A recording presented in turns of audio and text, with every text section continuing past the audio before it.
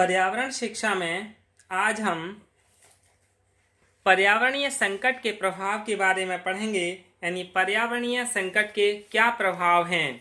Causes of environmental hazards, यानी बढ़ती हुई जनसंख्या की आवश्यकताओं की पूर्ति, औद्योगिकरण व तकनीकी विकास ने पर्यावरण के समस्त अंगों को प्रदूषित कर दिया है और वायु, जल, भूमि, ध्वनि, अपशिष्ट व रेडियोधर्मी प्रदूषण फैल गए, जिससे संपूर्ण पर्यावरण कचरे की एक बड़ी टोकरी बनकर रह गया है। Meeting the needs of the growing population, industrialisation and technological development have polluted all parts of the environment, and air, water, land, sound, waste and radioactive pollution spread, leaving the entire environment as a huge basket of waste। यानी उसमें जो रेडियोधर्मी है, जिससे संपूर्ण पर्यावरण कचरे की एक बड़ी टोकरी बनकर रह गया है, उसमें अशुद्धता, अस्वच्छता व असंतुलन उत्पन्न हो गए और उनके दुष्प्रभावों से मानव चिंतित हो उठा। इसी कारण आज विश्व स्तर पर पर्यावरण बोध, पर्यावरण गुणवत्ता, विनाश रहित विकास करने की चर्चाएं बढ़ गई हैं। इसीलिए विद्यालयों में भी प्रत्येक स्तर पर कक्षा 3 के बाद पर्यावरण शिक्षा को शामिल कर लिया गया है।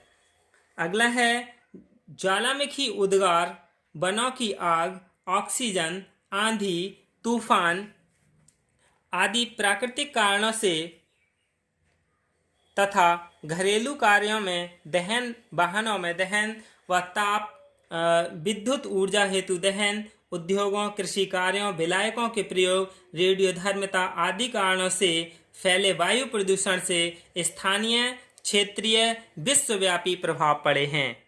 यानी इस तरह के प्रदूषण से स्थानीय, क्षेत्रीय और विश्वव्यापी प्रभाव पड़े हैं। यानी local pollution due to volcanic eruptions, forest fires, oxygen storms etc. due to natural causes and combustion in domestic works, combustions in vehicle and combustion for thermal power energy, industries, agricultural workers, use of solvents, radioactivity etc. regional worldwide impacts, यानी स्थानीय और क्षेत्रीय और विश्वव्यापी इसके प्रभाव पड़ने लगे हैं, जिससे कि प्राकृतिक जलवायु में परिवर्तन, वायु में कार्बन डाइऑक्साइड की तथा विभिन्न प्रदूषण कणिकाओं की वृद्धि हुई है। ओजोन परत यानी ओजोन लेयर जो है वो विरल होकर यानी कम होकर विघटित होने लगी है, उसमें छिद्र हो गया है। छेद होने से क्या है, सूर्य की हानिकारक अल्ट्रावायलेट रेज यानी परावैंगनी किरणें सीधे पृथ्वी पर आने लगीं और हिम भंडारों के पिघलने से समुद्र का जल स्तर बढ़ गया और अनेक द्वीपों द्वारा समुद्र तटवर्ती नगरों को खतरा उत्पन्न हो गया, जिससे ग्रीन हाउस प्रभाव कहा जाता है। इन सबसे मानव स्वास्थ्य पर विपरीत प्रभाव पड़ा है। वनस्पति का आवरण कम हुआ, जीव जंतुओं के आवास स्थानों का विनाश हुआ और अम्लीय वर्षा होने लगी। इसके साथ ही प्राणवायु ऑक्सीजन की मात्रा में भी कमी हुई है और मानव को विष भरी हवा ग्रहण करने को विवश होने की संभावना बढ़ गई है।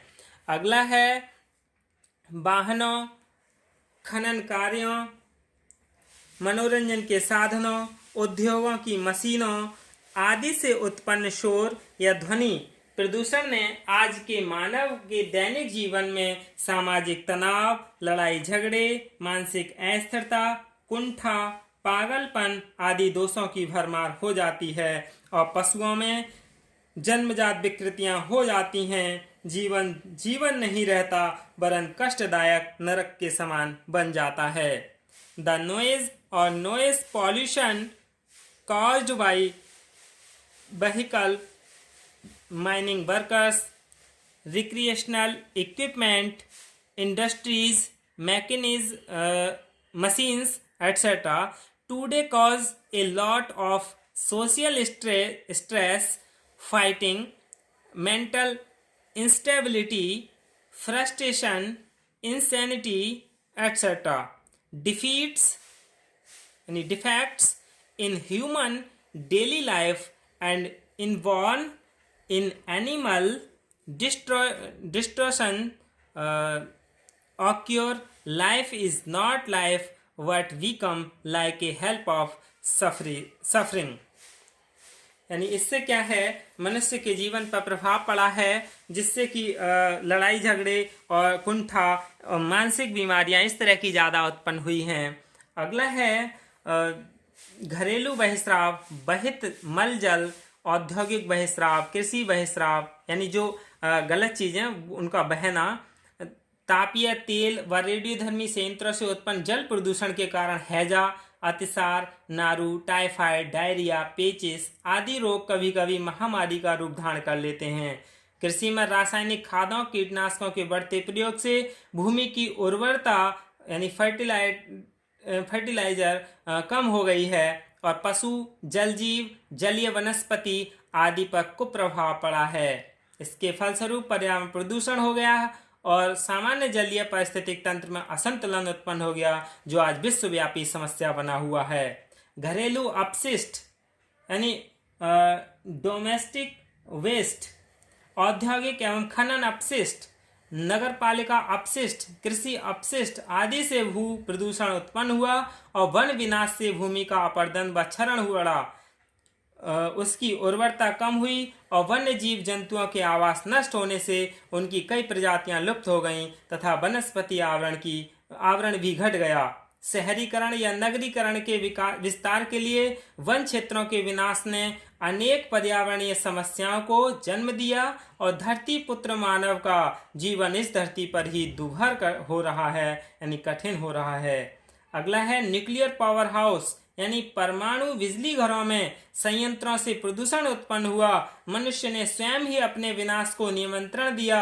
रेडियोधर्मिता का प्रभाव सैकड़ों हजारों वर्षों तक बना रहता है, जिससे मानव भविष्य में भी परिणाम भोगने को विवश होता है। खाद्य वनस्पति, दूध, फल, सब्जी आदि के प्रदूषित होने व अनेक रोगों के मूल कारण रेडियोधर्मिता के मानव को खतरे में डाल दिया है और जरा सी असावधानी से सोवियत रूस जैसे विकसित राष्ट्र में चेरनोबिल दुर्घटना ने हजारों व्यक्तियों के प्राण लिए थे, वैसा ही हो जाएगा। इसलिए हमें इन सब चीज से बच के रहना होगा। यही क्या है, इनके प्रभाव हैं। यानी आज प्रत्येक स्तर पर यह प्रवृत्ति बनी हुई है कि अनुपयुक्त पदार्थों का बाहर सड़क के किनारे या एक अनिर्धारित स्थान पर एकत्र कर दिया जाता है, जिसमें फटे पुराने कपड़े, पॉलीथीन व प्लास्टिक की थैलियां, कांच, कागज, गत्ता, धातु के तार, मलमूत्र आदि होते हैं और यह अपशिष्ट पड़ा पड़ा सड़ता रहता है, जिससे विभिन्न जीवाणु उत्पन्न होकर प्रदूषण उत्पन्न करते हैं और अंत में रोग का कारण बनते हैं। विकसित देशों में तो इस कूड़े करकट को ढकने व निस्तारित करने की खर्चीली व्यवस्थाएं होती हैं, परंतु विकासशील देशों में ऐसी व्यवस्थाएं न होने से प्रदूषण फैलता है। इसी से क्या है, पर्यावरणीय संकट के हमारे पर प्रभाव हैं। धन्यवाद।